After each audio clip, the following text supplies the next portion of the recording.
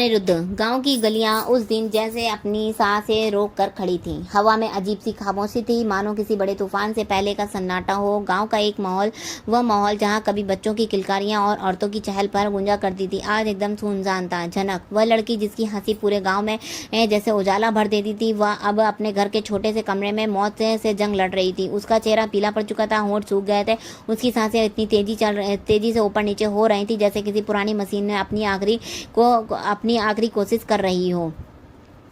उसकी आंखों की चमक जो कभी उसकी पहचान थी अब बुझने लगी थी। उसने सिराने नूतन उसकी माँ बैठी थी। झनक का हाथ कसकर थामे, वह जैसे अपनी बेटी को इस दुनिया से जाने से रोक ना चाहती थी। उसकी आंखों में आंसू लगातार गिर रहे थे, लेकिन वह खुद को संभालने की कोशिश कर रही थी। जनक बेटा, बस थोड़ा और हौसला रख, उसने धीरे से कहा, लेकिन आवाज में डर साफ झलक रहा था। कमरे में एक कोने पर परासर, जनक का पिता, बेचैनी से चक्कर काट रहा था। उसके चेहरे पर गुस्सा और बेबसी एक साथ तैर रहे थे। अचानक वह फट पड़ा, ये लोग बस खड़े हैं, क्यों कोई कुछ करता नहीं? चलो शहर ले चलते हैं, बाहर से बड़े डॉक्टर, कुछ तो होगा।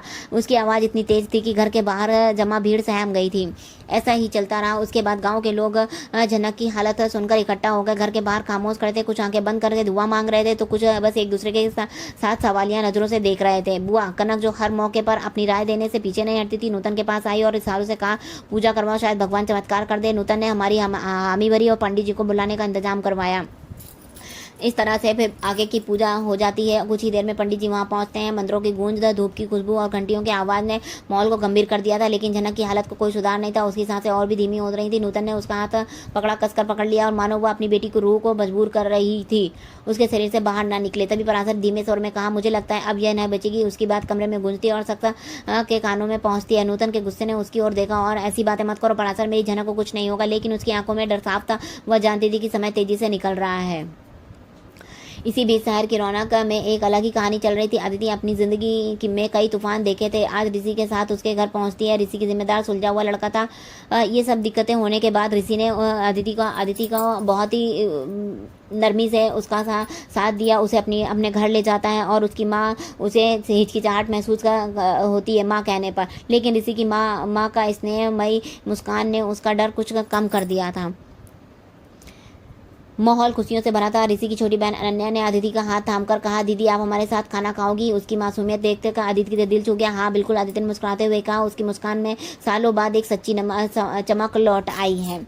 उसी गांव के मुखिया जी जो झनक मुखिया जी ऋषि के घर पहुंचे। उन्होंने अदिति को देखते हुए कहा, बेटा तुमने बहुत कुछ सहा है, लेकिन जिस हिम्मत से तुमने सब कुछ झेला है वह काबिल तारीफ है। गांव में दूसरी तरफ पूजा और पूरे जोरों पर थी। मंत्रों की गूंज, धूप की महक और लोगों की आंखों में चिंता, सब मिलकर वातावरण की ओर भारी बना रहे थे। लेकिन झनक की हालत सुधरने का नाम नहीं ले रही थी। नूतन बार बार उसके माथे पर हाथ फेरते हुए कह रही थी, मेरी बेटी मुझे छोड़कर नहीं जा सकती। उसके शब्द जैसे हवा में घुलकर पूरे कमरे में फैल रहे थे। पराशर अब बेकाबू हो गया था। तुम लोग बस खड़े हो, क्या शहर ले चलो, बड़े अस्पताल में? लेकिन हर कोई जानता था कि वक्त हाथ से निकल चुका है। गांव वाले चुपचाप खड़े थे, किसी की हिम्मत नहीं हो रही थी कुछ कहने की। वहीं दूसरी ओर शहर में ऋषि ने अदिति को अपने परिवार के साथ एक खास राखी उत्सव में शामिल होने के लिए बुलाया था। वहाँ जैसा स्टार प्लस के रक्षाबंधन स्पेशल स्टार परिवार बहन का ड्रामा भाई का स्वैग दिखाया गया था। उस दिन अदिति को ऋषि की छोटी बहन अनन्या के साथ एक ही अलग अपनापन महसूस हुआ। अनन्या की बड़ी मासूमियत के साथ एक खूबसूरत राखी दिखाई देते हुए कहा, दीदी ये मेरी पहली राखी है जो मैंने खुद बनाई है, तुम इसे बांधोगी ना? अदिति की आंखें भर आईं। उसने राखी बांधी और अनन्या को गले लगाते हुए कहा, तू मेरी छोटी बहन है अनन्या, मैं हमेशा तेरे साथ हूँ। इस पल में अदिति ने दिल को बोझ हल्का कर दिया था। उसे लगा कि सच में इस घर की बेटी बन रही है। ऋषि की माँ ने प्यार से अदिति से कहा, बेटा तुम अब हमारी बेटी हो, या तुम्हारा घर है? अदिति ने मुस्कुरा कर जवाब दिया, आंटी आप सबके प्यार ने मुझे एक नई जिंदगी दी है। मुखिया जी उस दिन वहाँ मौजूद थे। बोले, अदिति तुमने दिखा दिया कि हिम्मत और प्यार से मुश्किल को हराया जा सकता है। अदिति ने सिर झुकाकर आशीर्वाद लिया, लेकिन उसके दिल में यह महसूस भी हो रहा था कि उसकी किस्मत ने आखिरकार सुकून का ठिकाना दे दिया है। इधर गांव में हालत लगातार बिगड़ते रहे थे। झनक की सांसें अब गिनती की रह गई थी। नूतन उसका हाथ थामे बैठी थी और पराशर बेचैनी से कमरे में चक्कर काटने लगा।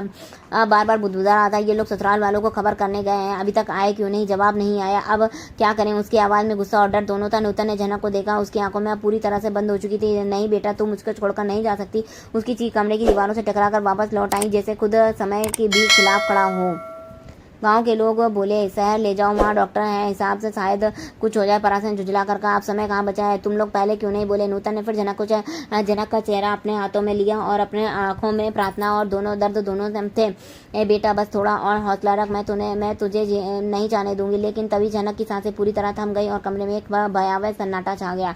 इसी नाउम्मीद के बीच अचानक एक हलचल हुई। गांव के बाहर एक गाड़ियों की शोर सुनाई दिया।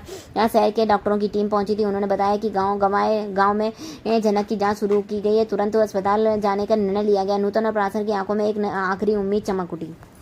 शहर में इस बीच अदिति अपनी पढ़ाई पूरी तरह कर ली थी। कॉलेज का माहौल और ऋषि का हर कदम पर साथ उसे आत्मविश्वास दे रहा था कि एक दिन ऋषि मुस्कुराते हुए कहा, तुम सबसे पहले ज़्यादा मजबूत हो, तुम पर गर्व है। अदिति ने हल्के से मुस्कुरा कर जवाब दिया, ऋषि, तुम्हारे और तुम्हारे परिवार के बिना मैं ये सब नहीं कर पाती। ऋषि ने उसे खुश करने के लिए एक छोटा सा पिकनिक प्लान किया। वह शहर के बाहर एक खूबसूरत पार्क में ले गया, जहाँ दोनों ने घंटों बिताए, घंटों बातें की, हंसे और अपने अतीत की परेशानियों को पीछे छोड़ दिया।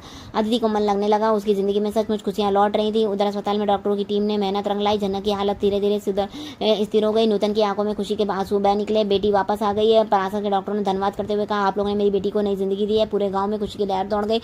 पूजा का दौर फिर से शुरू हुआ, लेकिन इस बार यह भगवान का धन्यवाद करने के लिए था। जब जनक को होश आया तो उसने अपने पहली माँ को गले लगाया। माँ, मैं ठीक हूँ, तुम रोना बंद करो। नूतन ने हंसते हुए कहा, तू ठीक है, बस यही मेरी जिंदगी की सबसे बड़ी खुशी है। कुछ महीनों बाद दोनों की जिंदगी बदल चुकी थी। जनक ने पूरी तरह ठीक होकर फैसला किया कि वह अब पढ़ाई पूरी करेगी और गांव के लिए बच्चों को पढ़ाएगी। अदिति ने कॉलेज की पढ़ाई खत्म करके अच्छी नौकरी हासिल की। अब ऋषि व उसका परिवार उसका हर कदम पर साथ बना है। एक दिन जनक और अदिति की मुलाकात होती है। अचानक से दोनों एक दूसरे के सामने आमना हो जाता है। कहानियां सुनी और गले लगाकर कहा, हम दोनों ने जिंदगी की नई जंग जीती है। जनक ने मुस्कुरा कर कहा, हाँ, और अब हम एक दूसरे को भी हिम्मत दे सकते हैं। जल्दी जनक ने गाँव में एक छोटा सा स्कूल खोला, जहाँ वह बच्चों को पढ़ाने लगी। उसकी हिम्मत और जिंदा दिली ने पूरे गाँव को प्रेरित किया। नूतन और पराशर की अपनी बेटी पर गर्व था।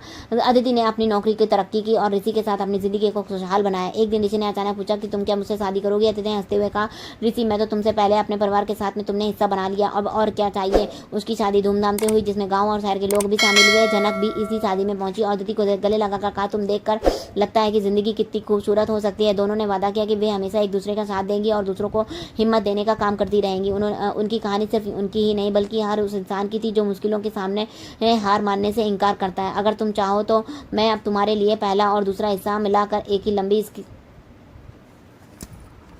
तरह से हमारा आगे का एपिसोड खत्म होता है। नेक्स्ट एपिसोड देखने के लिए हमारे चैनल पर बने रहें। चैनल पर नए हैं तो सब्सक्राइब करें, वीडियो को लाइक, कमेंट, शेयर करना बिल्कुल भी न भूलें।